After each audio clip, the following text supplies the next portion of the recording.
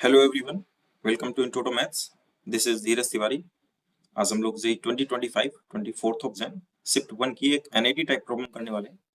तो क्वेश्चन क्या कह रहा है, data is equal to X set given है यहाँ पर, B the set of first 10 prime numbers. तो मैं एक काम कर लेता हूँ, ये जो एस गिवन है पहले इसके एलिमेंट लिख लेता हूँ ऊपर। First 10 prime numbers means 2 3 5 7 11 13 17 19 23 and 29। ये 10 एलिमेंट्स आएंगे, 2 4 6 8 10। फिर क्या करें, let A equal to S union P.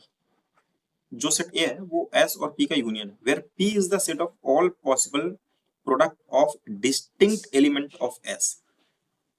मतलब एस के जितने डिस्टिंक्ट एलिमेंट्स आप साथ में ले सकते हैं, उनसे जो प्रोडक्ट बनेगा, उनकी जो वैल्यू आएगी, उनका सेट है P, right. Then the number of all ordered pairs X, Y, where X belongs to capital S and Y belongs to capital A, and such that X divides Y. ये कहानी बाद में समझते हैं, पहले पी को लिख लेते हैं। पी क्या होगा यहाँ पर? तो पी क्या कह रहा है कि product of all distinct elements of S. मतलब मैंने 2 को उठाया तो 2 के साथ मल्टीप्लाई नहीं कर सकता, डिस्टिंक्ट नहीं है। 2 3 के साथ मल्टीप्लाई कर सकता है, 2 5 के साथ मल्टीप्लाई करेगा, 2 7 के साथ मल्टीप्लाई करेगा, ऐसे ही 2 11 के साथ मल्टीप्लाई करेगा, ऐसे ही कहां तक करेगा, ये 2 29 के साथ मल्टीप्लाई करेगा। बट इतना ही पॉसिबल नहीं है, वो तो कह रहा है ना ऑल पॉसिबल प्रोडक्ट, जितने भी प्रोडक्ट पॉसिबल है सारे लिखने होंगे आपको। तो 2 क्या करेगा, 2 अब पहले एक एलिमेंट के साथ उससे मल्टीप्लाई करेगा। अब वो कहता है 2 मेरे साथ 2 एलिमेंट आ जाओ, जाएंगे। फिर 2 3 7, सही ना, 2 3 7 हो गया, 2 3 11 आ जाएगा, ऐसे 2 3 ऐसे 17 आ जाएगा। अब 2 ऐसे चलता रहेगा। फिर क्या कहेगा, 2 ने दो नए डिस्टिंक्ट एलिमेंट्स लिए। अब कहेगा 2 3 एलिमेंट्स आ जाओ, 3 5 7 कर दिए ऐसे। ऐसे नेक्स्ट में चेंज करेगा तो 3 5 कर देगा, आपको यहाँ पर 9 कर दे, 9 सॉरी 11 आ जाएगा। यहाँ पर क्या आ जाएगा, 11 आ जाएगा। ऐसे ही चलता रहेगा, तो काफी सारे एलिमेंट आएंगे। तो यहाँ से एक ओवरव्यू मिल गया कि किस तरह के इसमें एलिमेंट आने वाले, ठीक है। फाइनाइट आएंगे, ऐसा नहीं इनफाइनाइट आएगा, फाइनाइट सेट रहेगा ये भी।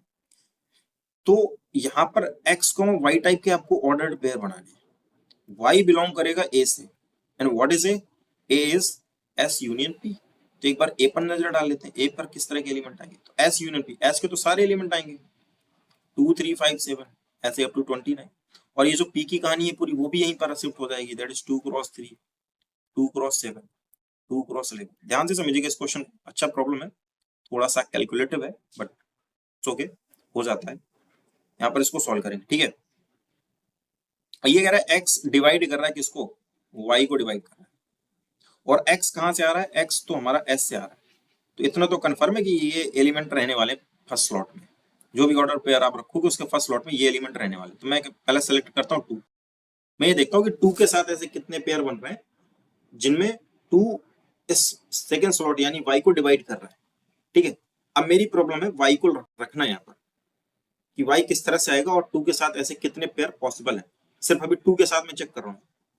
तो 2 क्या करेगा, ए से आ रहा है एलिमेंट, तो एक तो ये आ जाएगा 2,2 पॉसिबल, डिवाइड करेगा, बिल्कुल सही।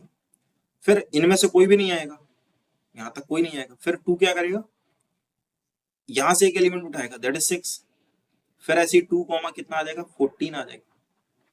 तो ये ऐसे थोड़ा ढूंढना मुश्किल होगा, तो इसका पैटर्न समझना पड़ेगा हमें। पैटर्न कैसा बनेगा, वो क्या है, आपने 2 को सिलेक्ट किया पहले तो एस से सिलेक्ट, ठीक है। अब इसके साथ हमें ये ऐसे वाई ढूंढने हैं जिनको 2 डिवाइड करेगा।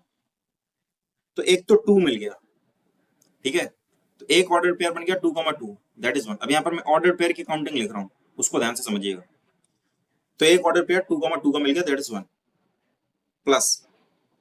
फिर ऐसे ही 2 बाकी के बचे जो 3 7 11 अप टू 29 तक जाएगा, ये कितने पेयर होंगे बता सकते हैं, 9 होंगे ना, 3 7 11, क्योंकि 2 क्रॉस 2 तो कर नहीं सकते थे, बाकी के बचे 9 के साथ 2 जा सकता है।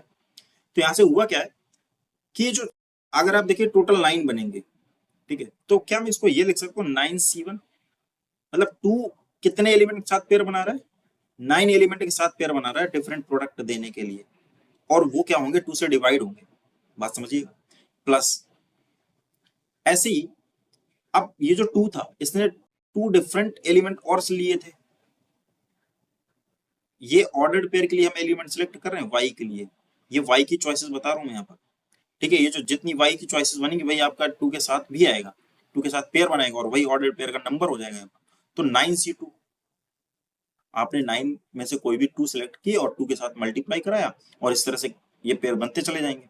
ऐसे ही 9c3, ऐसे ही चलता जाएगा, कहां तक चलेगा, 9c 9 तक चलेगा। ये सिर्फ 2 के लिए ऑर्डर्ड पेयर के नंबर हैं, ध्यान दीजिएगा 2 के लिए सिर्फ ऑर्डर्ड पेयर के नंबर हैं। अब ये जो 1 है, इस 1 को क्या मैं ये लिख सकता हूँ 9c0, इससे कोई दिक्कत नहीं होनी चाहिए। 9c0 यहाँ पर लिखा, ये 9c0 इसलिए लिखा मैंने यहाँ पर कि मैंने ये 2,2 वाला पेयर है, तो मैंने बचे हुए 9 में से एक भी सिलेक्ट नहीं किए, जो बचे हुए एक्स्ट्रा 9 है ये, इनमें एक भी सिलेक्ट नहीं किए, so that is for 9c0। एक पैटर्न बनेगा नया यहाँ से, इसलिए मैं ऐसे लिख रहा हूँ 9c2 प्लस 9c, ऐसे ही प्लस 9c9। बात समझिए, ये तो 2 के लिए हो गया। ऐसे ही सबके लिए आपको सिलेक्ट करना है, 3 के लिए, 5 के लिए, 7 के लिए, 11 के लिए, राइट। और सबके लिए सेम ही आएगा, सबके लिए सेम आएगा भाई। सबका 3 तो एक 3,3 तो मिलने वाला है, ऐसे 5 एक 5,5 सबका एक मिलेगा, फिर ऐसे उसके साथ 2 एलिमेंट आएंगे, फिर 3 एलिमेंट आएंगे, तो ऐसे ही सिलेक्शन बनेगा। तो ये 1 के लिए, ऐसे 10 के लिए सेम आएगा। तो ये आ गए total number of ordered pair x, y type के। अब ये 10 है और ये पैटर्न मालूम है आपको क्या होता है, nc0 plus nc1 plus nc2 up to dot dot dot plus ncn।